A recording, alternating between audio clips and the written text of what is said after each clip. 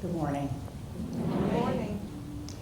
With the topic today, business, bold, brilliance, and badass, I think now is the perfect time to talk about resiliency. So I want each of you to close your eyes for me for a moment. Go ahead, put the phones down and close your eyes. And I want you to think of a person who embodies for you resiliency.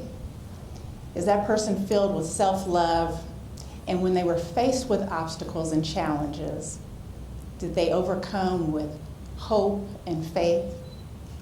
Everybody have their person now? Great, you can open your eyes. And I want you to raise your hands if you envisioned your boss. Anybody? One? No boss love in the house, okay. Well, I get it, because, bosses, CEOs, and entrepreneurs, we either love or hate them. They're either these American dream, mystical people with their wealth and fame, or they're the devil who likes to wear Prada. But as a serial entrepreneur myself, I really do think there's several things that we can learn about resiliency from this community. And I want to share my story. So nearly 20 years ago, I opened my first business right down the street from the U Street corridor called Sol Day Spa and Salon. At my height, we had 2 locations. We employed nearly 30 people, and we were featured in the media for our entrepreneurship, our innovation, as well as our customer service and philanthropy. Personally, I was married, had 2 gorgeous sons, and seemed to have it all until I lost it all in 2010. Now, point of fact, let me give you a couple of stats about the small business community. According to the Bureau of Labor and Statistics, 50% of all businesses close within 5 years, 66 close within 10.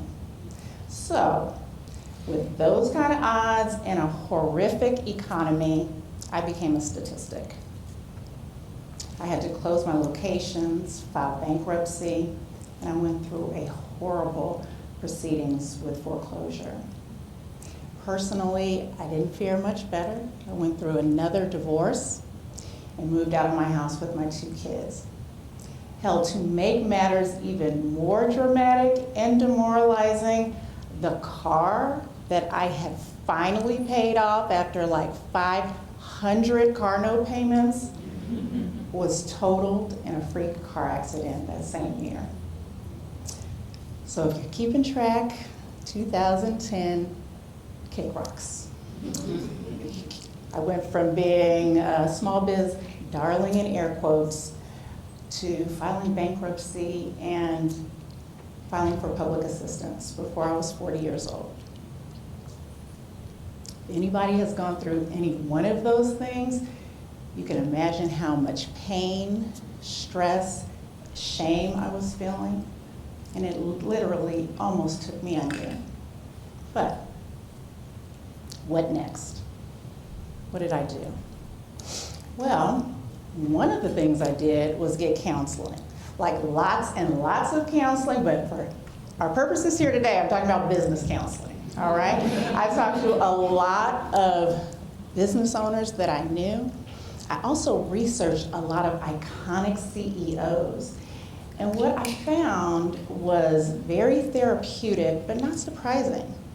Not only was I not the only one who had gone through business loss, it felt like everybody had gone through it. And then the serial part of the entrepreneur, they got back up again, the resiliency piece. And so that's what I want to talk about. How did I get from that season to the red dot today? And I think that there are several things that are spiritual in nature that the business community, CEOs practice that I think can help you all learn to recover from loss like a boss. Are you ready? Yes. All right, let's go. Number 1, success Let me start that again. Number one, failure is not fatal. So the phrase, success is not final, failure is not fatal, it's the courage to continue that counts. We believe that came from Winston Churchill. And y'all, I'm telling you, CEOs live by this. The failure stories are epic and kind of expected in the community, business community. Think about it, Steve Jobs, he got fired, allegedly, from a company he put together. And Colonel Sanders, oh my gracious. If you want to know a guy who embodies the phrase, keep it moving, it's the KFC king. I thoroughly researched him on Wikipedia. And I lost count of how many jobs, careers, and businesses he started before he was 73 years old and successfully launched the finger-licking good chicken chain. He was so inspiring. But Nick, you ask, how are failures spiritual tools? Well, I will tell you. And listen, I am no theologian, heaven knows, but I know just enough to be dangerous. I mean helpful. So, I'm going to go out on a limb and say that all religious tenets talk about adversity and resiliency, patient perseverance, walking through the valley of the shadow of death. Trust me, going through bankruptcy, foreclosure, and a divorce or two is definitely a valley. Losing a company that you put together, another one. And do yourself a favor. I'm obsessed with Colonel Sanders. Look him up. He was literally immune to failure because I think he knew that failure is not the end. It's the beginning of the next thing. Keep it moving. Persevere and walk. Those are verbs, and verbs are action. What action are you going to take to get yourself out of the valley? So for me, the first things that I had to do was file papers. Lots and lots and lots of papers. I had to move out of my home. I had to move out of my business. And one of the most painful days was when I had to sell everything in my salon to pay my team members one last time.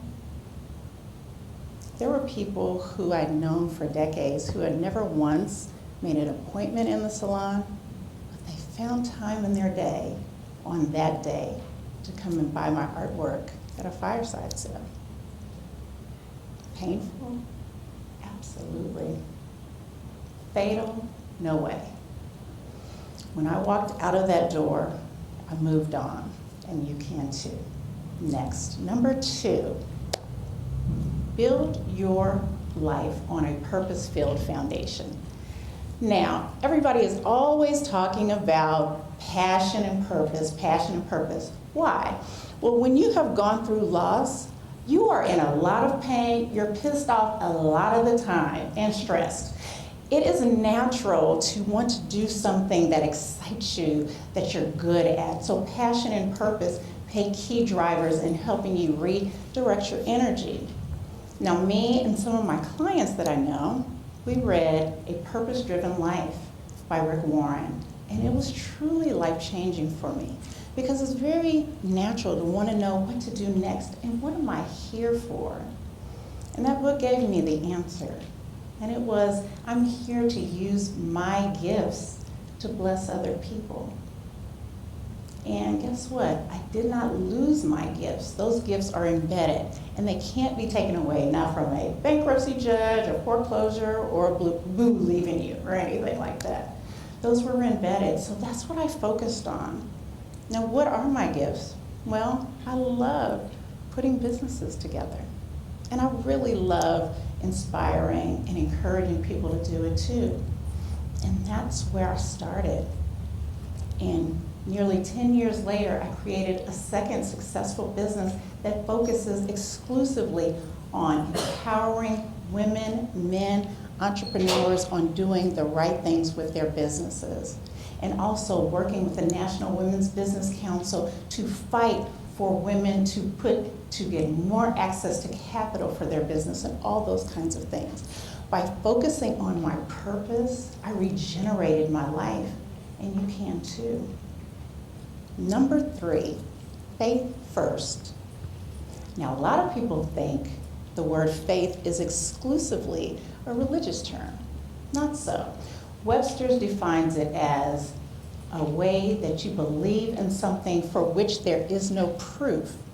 Deepak Chopra, he states it a different way. He says you have to believe it before you see it. Now, one of the things I love about my clients and most visionaries are they love seeing things that don't yet exist, and it excites them. Think about some of the architects and engineers and brilliant inventors, like the Wright brothers. What were those things that they believed in, that they focused their faith on, that didn't exist before they invented the planes? And what about the legendary, iconic Madam C.J. Walker? She revolutionized the black hair care industry. What were those early days like when she was training and putting together systems that eventually led her to being one of the self-made millionaires of her days? Now, I really don't have to look too far to see examples of a visionary. I happen to live with one. He is an architect, engineer, and a beautiful redevelopment developer.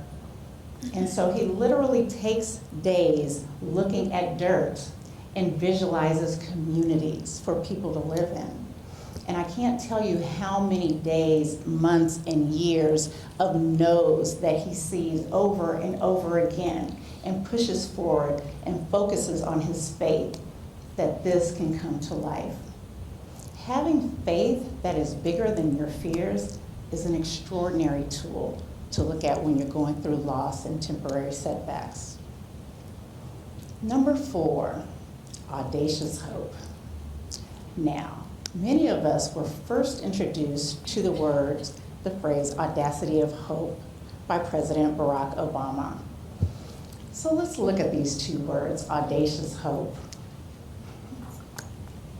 Now, I happen to love the word audacious. The definitions are intrepidly daring and recklessly bold, brilliant, and badass, I would add. I'll just throw that in there.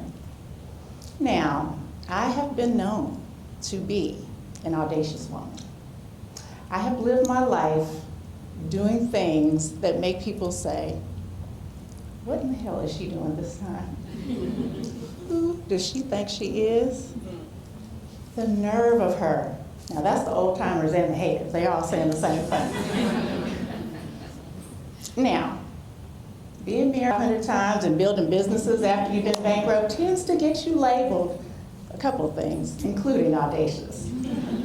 But the truth is, I really just never gave up hope, audacious hope. See, if faith is believing in things that you can't see, hope is believing in things so badly, even when it's preceded by horrific loss. Now, if I were a betting woman, I would have never tried to start another business, get another house, or man. Because it's conventional wisdom to think, what if I get hurt again? What if I go through all of that carnage again? But that's not what hope is, right? Hope is, what if I get it right this time? See, I never really lost hope that I could put together another business that would help people. And I have that again. And I never really lost hope that after financial carnage of a decade that I would be a homeowner again. And just this year, I finally purchased my home and I'm a homeowner again. We came through the valley. And I never lost hope that I would find the one person who would love me, support me, and believe in my dreams. And I'm so glad that I had hope and found that person as well. And the last thing, the last lesson, is love.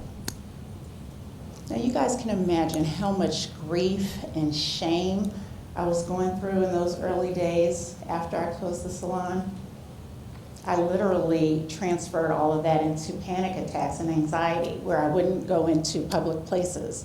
Like, I don't really know what I was afraid of. Like, would I go to the mall and some Customers would come in and bum rush me to redeem their gift card or something, like I don't know what I was afraid of, but it was there, it was real, it was scary.